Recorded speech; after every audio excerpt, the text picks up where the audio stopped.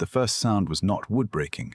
It was metal folding in on itself, followed by the sharp little hiss of a radiator giving up, and then a scream so loud half the street came outside before I even made it off my porch.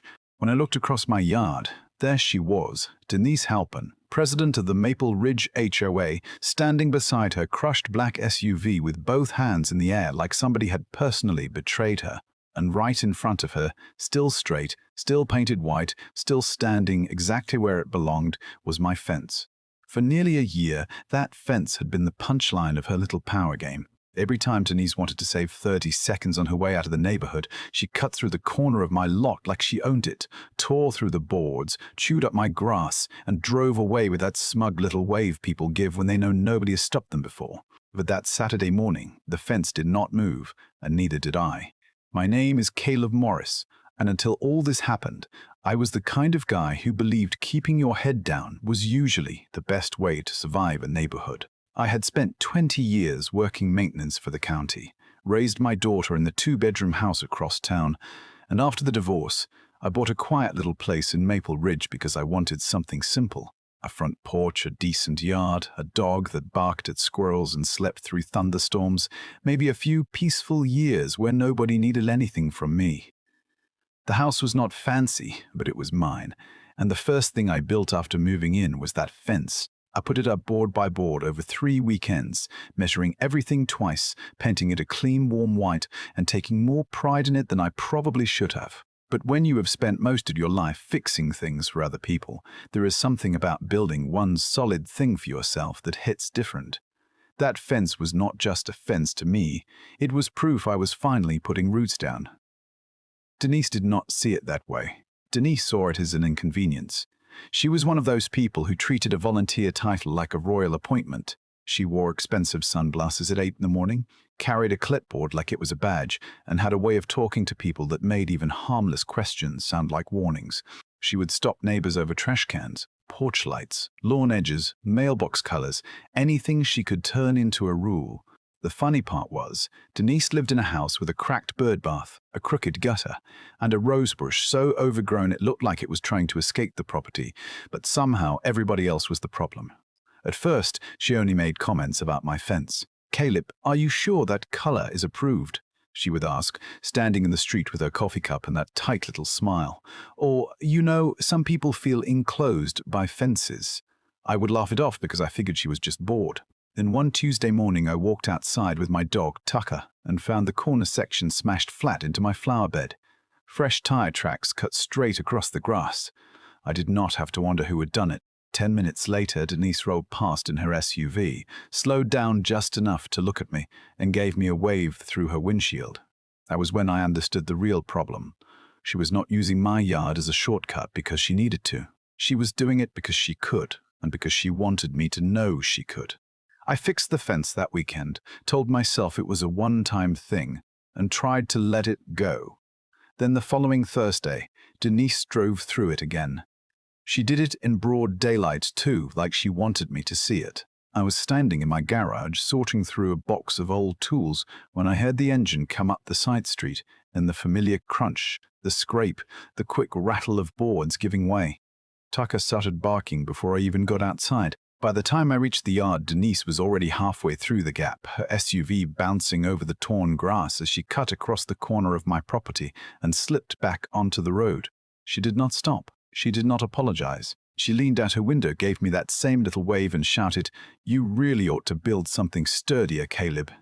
Then she disappeared around the bend like she had just offered me helpful advice. I stood there holding a wrench in one hand, looking at the fence in pieces again, and I remember feeling something in me go quiet. Not angry exactly, not at first. It was more like the part of me that had been trying to be reasonable finally realized it was talking to the wrong person. That night I wrote down the date, the time, the direction she came from, the damage she caused, and the exact words she said. The next morning I took pictures. The day after that, I filed a complaint with the HOA. I attached everything. Photos of the tracks, close-ups of the broken boards, a copy of my lot survey, even a short video I had taken from my porch after the first incident. I thought that would be enough. I thought facts still meant something when you put them in front of people. A week later, I got an envelope taped to my front door. It was a violation notice from the Maple Ridge HOA. The violation was not for Denise driving through my fence. It was for me having a damaged fence visible from the street. I read that letter 3 times because I honestly thought I had misunderstood it. They gave me 10 days to repair the damage or pay a fine. I called the HOA office, and the woman on the phone sounded embarrassed before I even finished explaining why I was calling. She told me the board had reviewed my complaint and determined there was not enough proof to take action against another resident. I asked her if the tire tracks, the video, and the fact that Denise had literally laughed about it counted as proof. She paused for a second, then said, Mr. Morris, property disputes can get complicated. I said, no ma'am, this one is pretty simple. Somebody keeps driving through my yard. She did not have an answer for that. The next board meeting was worse.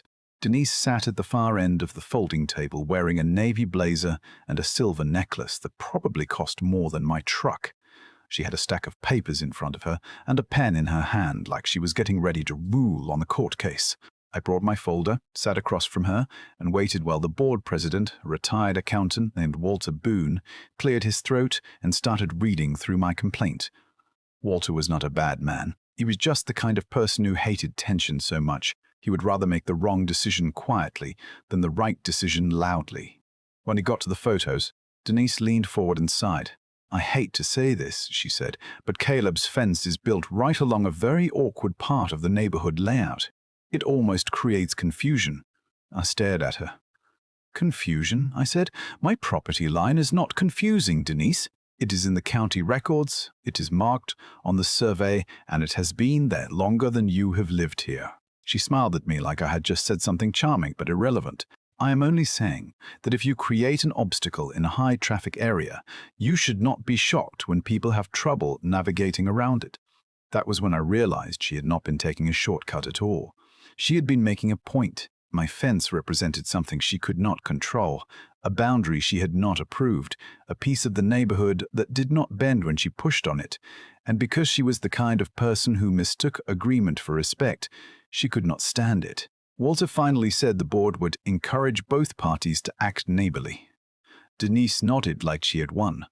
I walked out with another warning about my fence and a fine that would go into effect if I did not fix it fast enough. That night, I sat on the porch with Tucker at my feet, looking at the broken boards under the yellow porch light. My daughter Emma called from Denver while I was out there. She asked how I was doing, and I almost told her everything was fine. This is what fathers do when their kids have enough on their own plates. But she heard something in my voice and kept asking, so I told her. I told her about Denise, the fence, the HOA, the fine, all of it. Emma was quiet for a minute. Then she said, Dad, do not let her turn you into somebody you are not. That hit me harder than she probably knew, because I had been thinking ugly thoughts. Not criminal thoughts, nothing like that, but the kind of thoughts people have when they are tired of being pushed around. I wanted to park my truck behind her SUV. I wanted to embarrass her at the next meeting. I wanted to stand in the middle of the street and yell until everyone finally saw what she was doing. But Emma was right. Denise wanted a reaction. She wanted me angry and sloppy so she could point at me and call me the problem. So I decided I would not give her that. Instead, I started paying attention. I kept records. I bought 2 small security cameras and mounted them where they could see the corner of the yard without looking intrusive. I talked to a local contractor named Ray Mendez, a guy I knew from county work who had built everything from retaining walls to school playgrounds. I showed him the damage, the survey, and the HOA rules. Ray looked at the pictures, rubbed his jaw, and said, You do not need revenge, Caleb. You need a fence that can stand up to somebody who thinks a car is a personality trait. He helped me understand what I was allowed to do. I could rebuild the corner section stronger, deeper, and properly reinforced as long as the exterior looked the same and met the neighborhood guidelines. No traps, no tricks, no signs meant to scare anyone. Just a legal, solid boundary on my own land. For the next 2 weekends, Ray and I worked early in the mornings while the street was still quiet. We rebuilt that corner carefully, matching the height, paint, and style of the rest of the fence so perfectly that even Denise would not notice anything different from the road. When we were finished, it looked like the same white fence she had been driving through for months. But I knew it was not the same, and for the first time in a long time, I slept through the night. Then, 3 days later, just after lunch on a Saturday, I saw Denise's garage door begin to rise.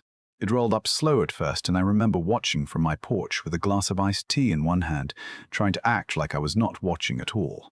Denise backed out of her driveway, checked her mirrors, then turned toward the same corner of my yard she had treated like her own private exit lane for months. There was no hesitation in her, no sign she had learned a thing. She had that familiar look on her face, chin lifted, sunglasses on, one hand resting high on the wheel like the entire neighborhood existed for her convenience. Then she pressed the gas. The sound came fast, louder than I expected. The tires hit the edge of my grass, the front end of that black SUV crossed the property line, and for half a second it looked exactly like every other time. Then came the impact. Not the dry crack of pine boards snapping, not the soft groan of nails pulling loose, but a hard, deep bang that seemed to shake the windows of my house. The SUV stopped dead. The front bumper folded in, the hood jumped up, and the airbags went off with a muffled burst that filled the cab with white powder. Denise sat frozen behind the wheel for a moment, then shoved the door open and stumbled out looking like she had just been betrayed by gravity itself. Her sunglasses were crooked. Her hair had come loose, and she stared at that fence like it had personally insulted her family. "What did you do?" she screamed, pointing at me with both hands now. I set my glass down on the porch rail and walked over slowly. "I fixed my fence," I said. "That is all I did." She looked from the fence to her crushed SUV and back again, her face turning redder by the second. "You set me up." I almost laughed, but honestly I was too tired for that kind of victory lap. "Denise," I said, "I did not drive your car into my yard." By then, people were coming out of their houses. Mr. Harlan from across the street stood in his bathrobe holding a phone. The Davises came walking down their driveway with their teenage son behind them, and even Mrs. Bell, who normally avoided HOA drama like it was contagious, stood on her porch with both hands pressed to her chest. Denise saw the crowd forming and immediately changed tactics. She started shouting about hazards, lawsuits, sabotage, anything that sounded important enough to make her look like the victim. Then Walter Boone showed up, still wearing his Saturday golf shirt, looking confused until he saw the SUV and the fence. Denise rushed toward him before he even reached the sidewalk. "Walter, you have to do something. Caleb built a dangerous obstacle on purpose." Walter looked at the fence, then at me. I handed him the folder I had kept ready for weeks. Inside were the permits, the receipts, the contractor invoice, the HOA guidelines, and a short letter Ray had written confirming that the rebuilt section met every visible requirement. Walter flipped through the pages while Denise kept talking, but the more she talked, the worse it sounded. Then I showed him the camera footage. On the screen, clear as daylight, was Denise cutting across my lawn, again and again over the last few months. There she was, every time, choosing the same route, ignoring the street, ignoring the boundary, acting like my land was just an extension of hers. The neighborhood went quiet when the video played. Not because anyone was surprised, I think most people had suspected it, but because seeing something is different from hearing about it. Walter handed the phone back to me and took a long breath. "Denise," he said, "you cannot keep driving through someone else's property." She stared at him like he had slapped her. "So you are taking his side now?" Walter looked tired. "No, I'm taking the side of the rules." That was the moment everything changed. Not the crash, not the cameras, not even the look on Denise's face. It was the silence after Walter said that. For years, people in Maple Ridge had let Denise talk over them because it was easier than arguing. But once she lost control of that moment, people started speaking. Mrs. Bell said Denise had threatened her over a garden flag. Mr. Harlan mentioned the fine he got for parking his truck in his own driveway. The Davises talked about how Denise had yelled at the son for riding his bike too close to her lawn. One story turned into another, and suddenly Denise was not the woman everyone feared. She was just a bully with a clipboard, a damaged SUV, and nobody left willing to defend her. The insurance company denied her claim after reviewing the footage. The HOA removed her from the board a few weeks later, and by fall, a for sale sign appeared in front of her house. I wish I could tell you I felt pure joy watching that sign go up, but the truth is, I mostly felt relief. I rebuilt that fence one last time, painted it fresh, planted a few small yellow flowers along the base, and stopped looking over my shoulder every time I heard an engine. Still, I think about Denise sometimes.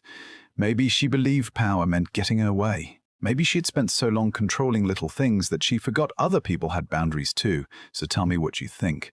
Was I right to reinforce my fence without warning her, or should I have handled it differently before it came to that crash? And if you have ever dealt with someone who thought the rules only applied to everyone else, leave your story in the comments. Because trust me, I know I was not the only one living next door to a Denise.